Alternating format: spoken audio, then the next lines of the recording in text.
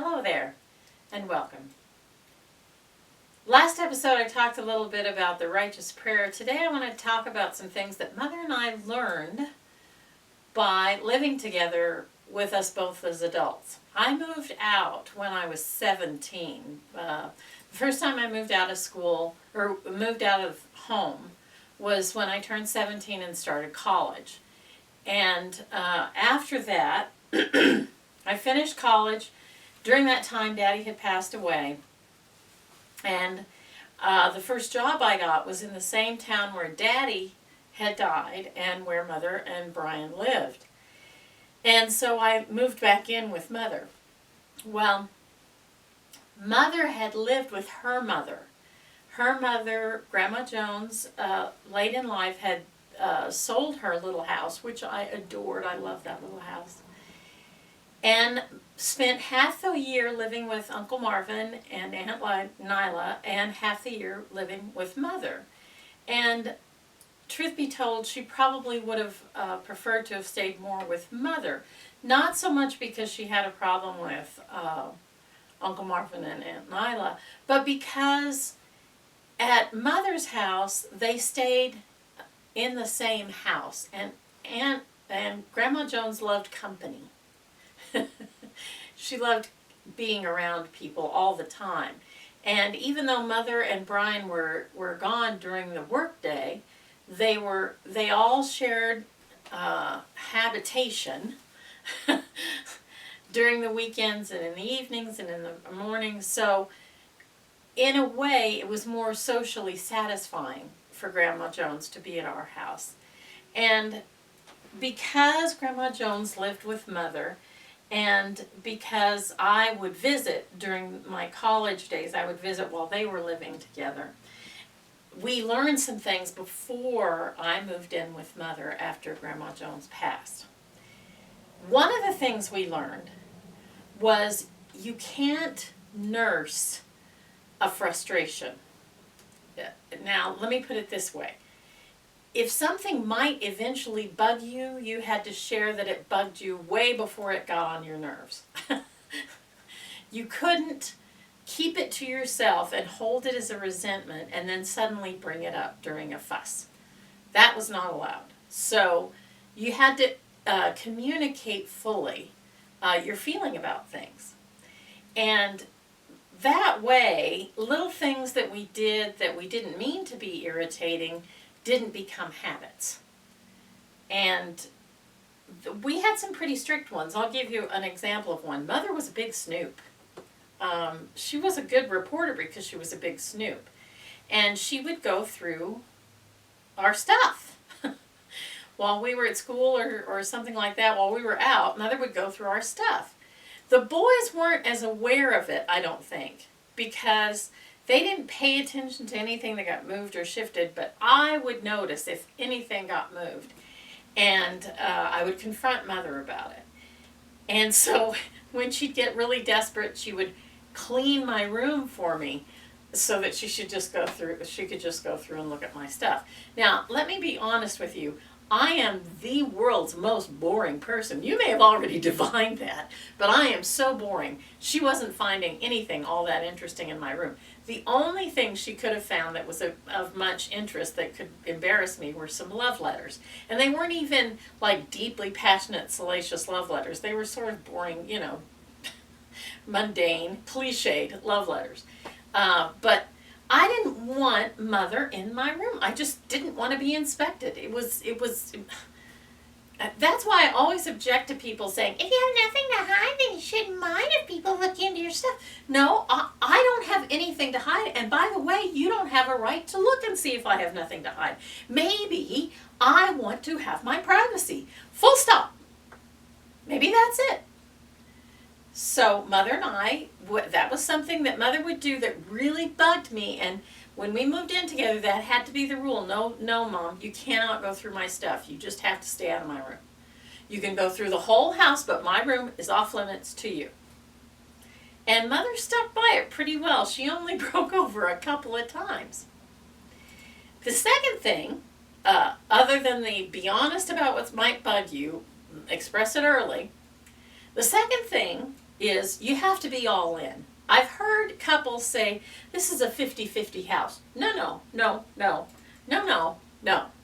If you want a relationship to work, whether it's a marriage or a friendship or just a mother and daughter sharing a home, you both have to be in 100%. It has to be 100% for both of you.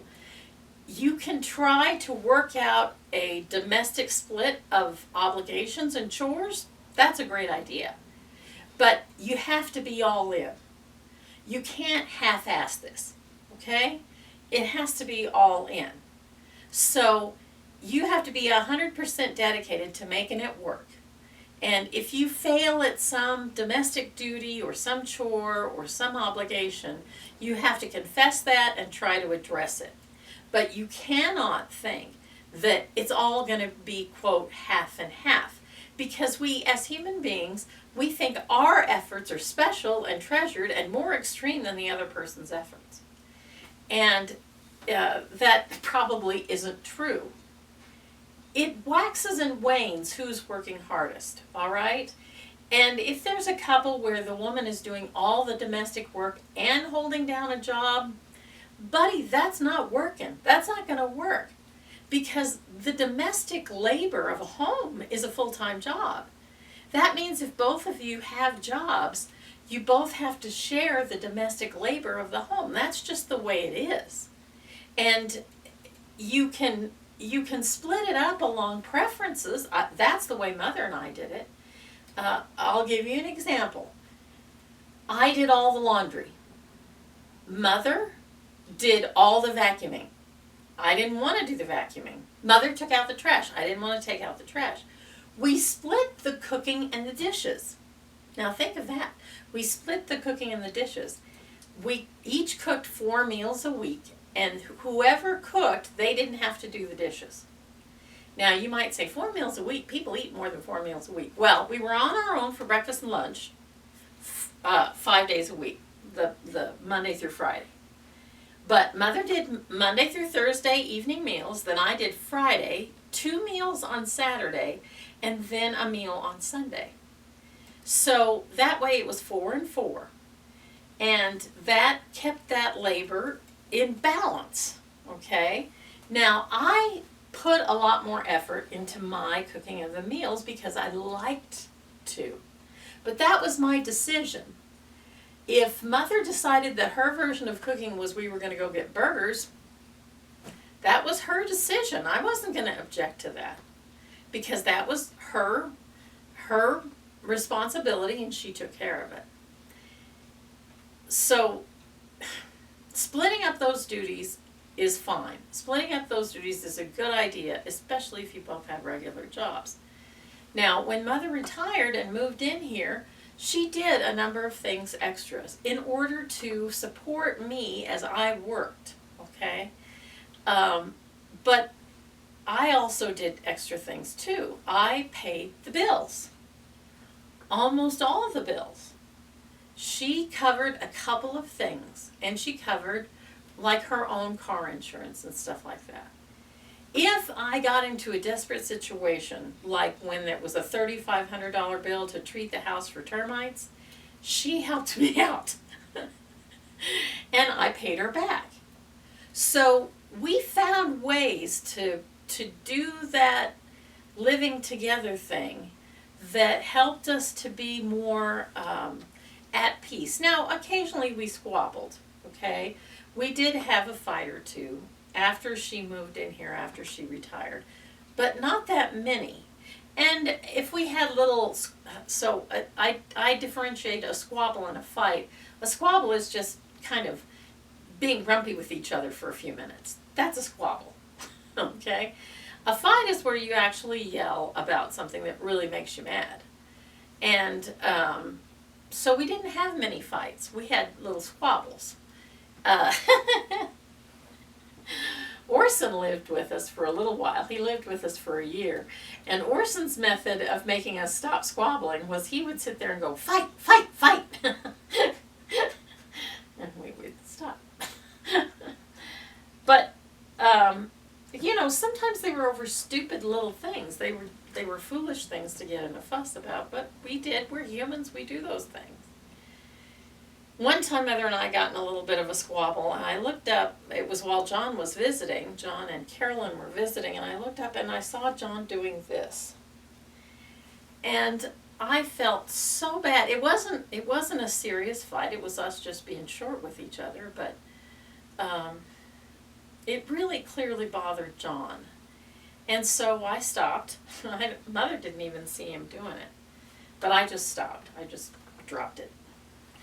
And from there on out, whenever John and Carolyn were there, I went out of my way to try not to squabble. There was one thing that Mother would do that made me crazy for a while, and then it stopped making me crazy. I would say, "What do you want to drink with your meal?" And she would say, "Hot cocoa." Damn it, Mother. I'm done cooking. So it made me mad that she would ask for hot cocoa. But that was my own fault that I did that. What you do, if you don't want somebody to ask for hot cocoa, don't let it be an option. Don't say, "What do you want to drink for your meal?" Say, "Would you like root beer or water or tea with your meal?" You gave them a choice that you can deal with. Then you get it for them. It's pretty much that simple. But of course, I would say, because it was habitual, "Now what do you want to drink with your meal?" And Mother went through this period where it was hot cocoa. And finally, after a while, I was like, she's going to say hot cocoa, I would just be ready for it, you know. And then she stopped. It was weird. It was just one of those things she went through, I suppose, like teenagers go through. I don't know. Mother and I were in it 100%. There were times when it was difficult, when Mother and I would fuss because she would be mad because I stayed out too late working. She would be mad because I stayed too late at work. I never went out to bars. So her objection to me being late at work bothered me because I thought I had a right to be late at work if I wanted to. I had a lot of work to do. But we did express love for each other regularly and often. We didn't just express it when we felt like it. We paid attention to each other and tried to express it when we knew the other person needed to hear it. And that's helpful too. Poor Mother. As time went by, we could no longer divide the domestic work. Once I retired because she began having these little strokes. And she needed someone with her. And I retired and I was with her.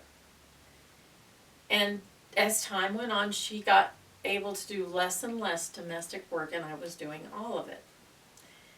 And I guess that's part of what I mean by you're in it 100%. You know, I never married. So this, you can take a great big salt shaker out right now and salt it all over what I have to say, but I'm going to say it because I think married couples need to be reminded of it once in a while. You know, when you marry, you say for better, for worse, for richer, for poorer, in sickness and in health. You know, sometimes partners can't do what they want to do, what they want to have the strength to do. Mother, when she moved in here, didn't want to be a burden. She didn't want me to do all the work. She didn't want me to pay all the bills. Guess what? She got feeble enough to where that was the case. But we were in it 100%. Mother and I were in it 100%. We had made a commitment and we were sticking to it. And if that meant that Mother in her suffering could not do all the things that I could, then I could do more. That's okay. And I promise you, as difficult as it can be with someone living with you, if they become enfeebled for sickness, for age, for whatever reason, I promise you that you can find the strength to do what you need to do without being resentful of them. It's not always easy. There are going to be moments when you're going to go, "Oh, come on! Why?" And you're not going to get any answer except just because. But you're in it 100%. If you live with someone, you're in it 100%. And you need to be ready to take up more of the burden if it has to be taken up. Hopefully you won't have to. Hopefully God will be merciful and let you handle exactly as much as you can handle. That's it for today. I hope you have a glorious rest of the day. And I hope you see me again, you gorgeous people.